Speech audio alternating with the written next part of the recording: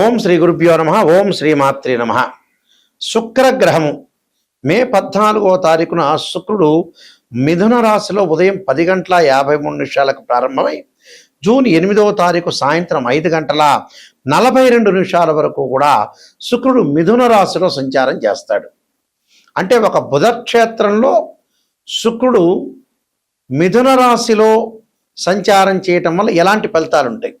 సహజంగా గోచారీత్యా శుక్రుడు 1, 2 తమన్న రాశి నుంచి 1, 2, 4, 5, 8, 9, 11 స్థానాల్లో సుఫలితాన్ని ఇస్తాడు.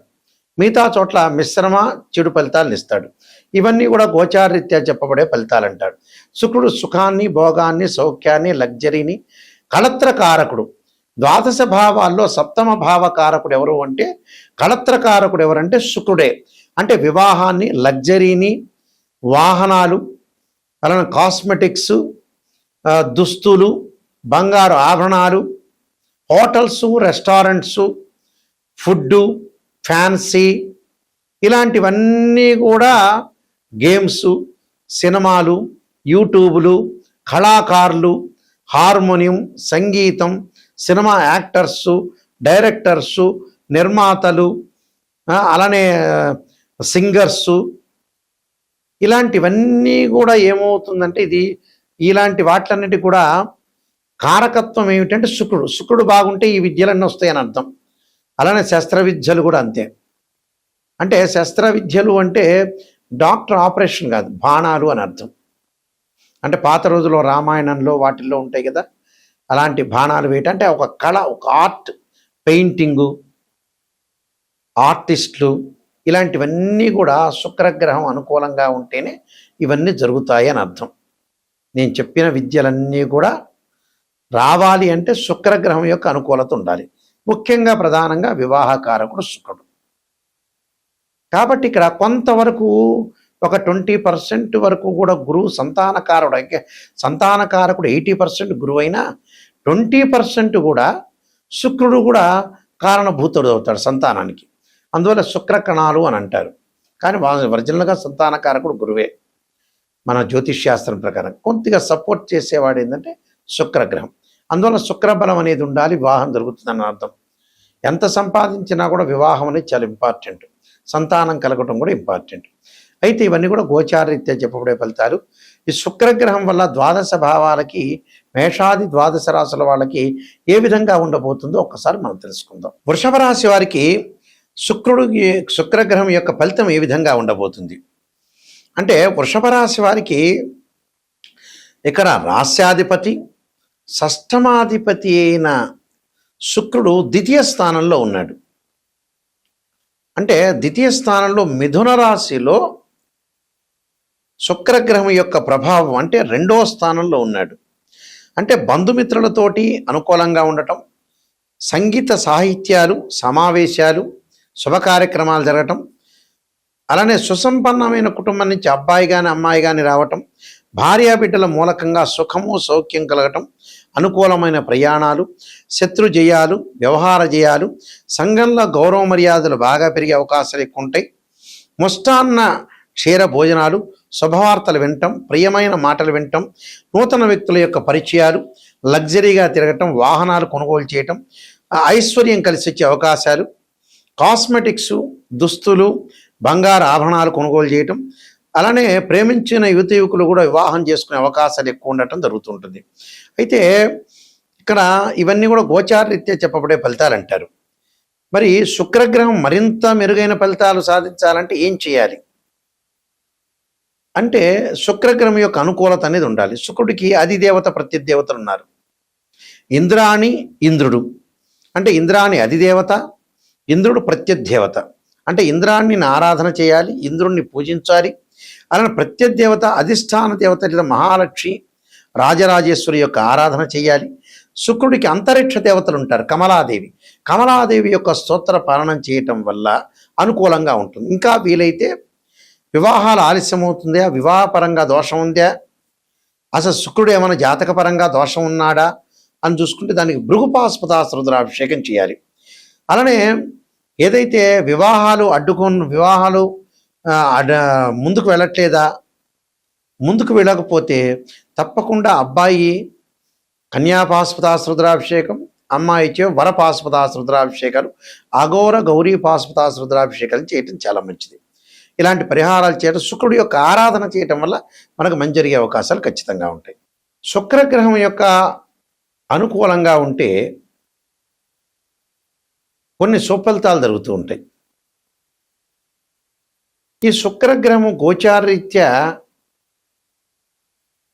అనుకూలంగా లేకపోతే వివాహ సంబంధించిన విషయాలు ఆలస్యం కావటం, బంగారు ఆభరణాలు కొనుగోలు చేయలేకపోవటం, సుఖంగా లేకపోవటం, లగ్జరీగా అనుభవించలేకపోవటం, వివిధ కళల్లో నైపుణ్యం అనేది తగ్గిపోవటం, డెవలప్మెంట్ అనేది కాలేకపోవటం శుక్రగ్రహం వల్ల జరుగుతుంటుంది.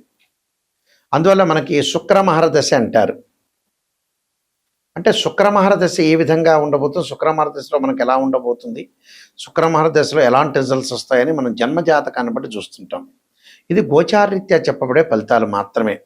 జన్మజాతకానికి గోచారానికి చాలా లాట్ ఆఫ్ డిఫరెన్స్ అనేది ఉంటుంది.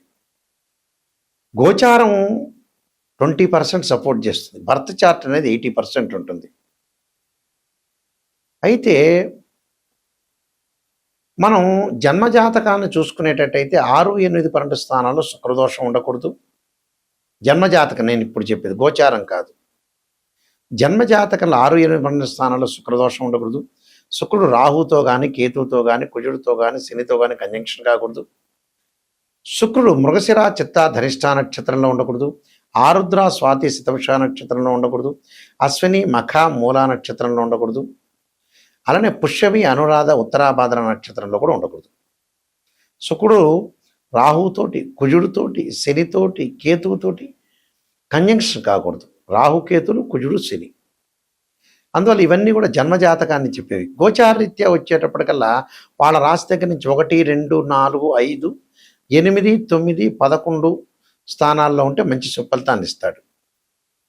ఇవన్నీ కూడా నిజాన్ని తెలుసుకోవాలి. ఎప్పుడు కూడా మనం నిజం తెలుసుకున్నామంటే చాలా అనుకూలమైన ఫలితాలు వస్తాయని అర్థం. ఎప్పుడు కూడా లైఫ్లో ఒక జాతకుడిని, ఎవరైనా సరే జాతకం చెప్పించుకునేవాళ్ళు ఒక ఆస్ట్రాలజర్ని అప్రోచ్ అయ్యేటప్పుడు ఖచ్చితంగా ఒక నెగిటివ్, పాజిటివ్ అనేది రెండూ కూడా తెలుసుకోవాలి. కేవలం పాజిటివ్నే కాదు, నెగిటివ్ తెలుసుకుంటే ఆ నెగిటివ్లోంచి మనం పాజిటివ్ ఎలా వస్తామని తెలుసుకుంటాం. కేవలం మనం పాజిటివ్ తెలుసుకున్నామంటే ఏం లాభం? ఆ పాజిటివ్ మీకే తెలుస్తుంది, మేము చెప్పక్కర్లేదు, ఆస్ట్రాలజర్ ఎవరు చెప్పక్కర్లేదు. నెగిటివ్ రేపు రాబోయే రోజుల్లో నెగిటివ్ అనేది ఎలా ఉండబోతుంది, దాన్ని ఎలా మనం ఓవర్కమ్ చేయాలి, ఎలాంటి పరిహారాలు చేయాలి, ఎలాంటి ఫుడ్ తీసుకోవాలి, ఎవరితోటి ఎలా ప్రవర్తించాలి, ఎలా ఉండాలి అనే సమగ్రంగా మనం తెలుసుకోవాలంటే డీటెయిల్గా జాతకాన్ని ఓపెన్గా చెప్పించుకోవాలి, ఓపెన్ హార్ట్గా. ఎవరైనా సరే నా దగ్గర సంప్రదించేవాళ్ళు నాయకంటి మల్లికార్జున శర్మ గారి ద్వారా బాగుపడాలి, నిజం తెలుసుకోవాలి అనే వ్యక్తులు మాత్రమే ఫోన్ చేయండి, కాలక్షేపానికి వద్దు. అలానే నేను కాలసర్పయోగ చంద్రిక, రాహుకేతుడు, ఛాయాగ్రహాలు, వివాహ మార్తాండము, జాతక చంద్రిక, స్వప్నశాస్త్ర ఫలదీపిక, పుత్రగణపతి వ్రతము, సర్వదేవతా గోత్రల పార్ట్ 1, పార్ట్ 2, బృహత్ పరిహార సింధు, అలానే పుత్రగణపతి వ్రతము, ప్రిడక్షన్ ఆఫ్ ఆస్ట్రాలజీ, నవగ్రహ దోషాలకి దశమహావిద్యల యొక్క స్తోత్ర పరణాలు, ప్రిడక్షన్ ఆఫ్ ఆస్ట్రాలజీ, ఇలాంటి నెంబర్ ఆఫ్ ఆస్ట్రాలజీ బుక్స్ రాశాను. ఇవన్నీ కూడా రాజమండ్రి వారి యొక్క మోహన్ పబ్లికేషన్ వారి యొక్క పబ్లికేషన్ వాళ్ళకిలో మీకు ఈ పుస్తకాలన్నీ కూడా దొరుకుతాయి. అంటే మోహన్ పబ్లికేషన్ రాజమండ్రి వారి దగ్గర ఈ పుస్తకాలన్నీ కూడా మీకు లభ్యమవుతాయి. మా దగ్గర కూడా ఈ పుస్తకాలన్నీ కూడా ఉంటాయి. అందులో బృహత్ పరిహార సింధు అనేది చాలా ఇంపార్టెంట్ బుక్. అలానే ప్రతిదీ కూడా కాలసర్పయోగ చంద్రిక చాలా ఇంపార్టెంట్ బుక్కే. అలానే నవగ్రహ దోషాలకి దశమహావిద్యల యొక్క స్తోత్ర పారాయణాలు ఇవన్నీ కూడా మా దగ్గర లభిస్తాయి. లేకపోతే మీరు రాజమండ్రి మోహన్ పబ్లికేషన్ వాళ్ళని కూడా సంప్రదించి అక్కడి నుంచి కూడా మీరు తెప్పించుకోవచ్చు. మా వెబ్సైట్ వచ్చేటప్పుడు www.nayakanti.in, అలానే www.nayakanti.com. ఆ స్క్రీన్ మీద స్క్రోలింగ్ అవుతున్న నెంబర్ నా నెంబర్కే వస్తుంది. ఏ విషయం మాట్లాడాలన్నా నా నెంబర్కి మీరు ఫోన్ చేయొచ్చు. అయితే జాతకం చెప్పించుకునే వాళ్ళు నెగిటివ్ కూడా చాలా ఇంపార్టెంట్గా తీసుకొని ముందుకు వెళ్ళాలి. మా ద్వారా బాగుపడాలంటే ఖచ్చితంగా నెగిటివ్ పాజిటివ్ రెండు ఆలోచన చేయాలి. అలానే చాలామంది కూడా మ్యాథమెటికల్ క్యాలిక్యులేషన్ వేసి చాలామంది కూడా చెయ్యరు ఆస్ట్రాలజర్స్. మ్యాథమెటికల్ క్యాలిక్యులేషన్ వేసి డివిజనబుల్ చార్ట్స్ చూసి డిగ్రీలను కూడా అనాలిసిస్ చేసి జాతకాన్ని చెప్పడం ఇంపార్టెంట్. అంటే దీనిలో రాశిచక్రమని, భావచక్రమని, దశమాంశమని, సప్తమాంశమని, నవాంశమని ఇలా D16 చార్ట్స్ ఉంటాయి. ఆ చార్ట్స్ అన్ని కూడా అనాలిసిస్ చేసి మనం చెప్పాలంటే మ్యాథమెటికల్ క్యాలిక్యులేషన్ చాలా ఇంపార్టెంట్ ఇందులో. అలానే ద్వాదశ భావాధిపతులు అంటారు. అంటే తనుభావానికి రవ్యాధిపతి, ద్వితీయ భావానికి గురువు, తృతీయ భావానికి కుజుడని, చతుర్థ భావానికి చంద్రుడని, పంచమ భావానికి గురువు అని ఇలాంటి ద్వాదశ భావాధిపతులు, మళ్ళీ రాస్యాధిపతులు, ఆ గడిలో ఉన్న గ్రహం అంటే మూడింటిని కూడా అనాలిసిస్ చేయాలి. దానిలో ఉచ్చ, నీచ, డిగ్రీలు, దృష్టి, యోగాలు ఇలాంటివన్నీ కూడా ఆలోచన చేయాలి.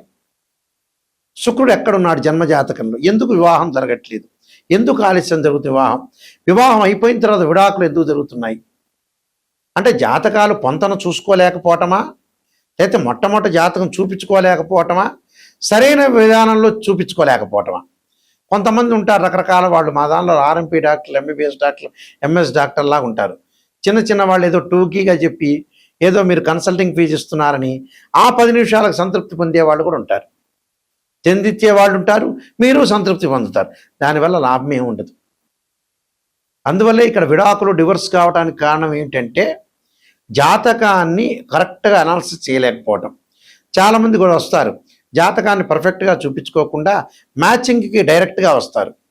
గురువుగారు మ్యాచింగ్ బాగుంది అని, కానీ వాళ్ళ వ్యక్తిగత జాతకం, ఆ అమ్మాయి యొక్క జాతకం, ఆ అబ్బాయి జాతకం స్పెషల్గా చూపించుకోవాలి.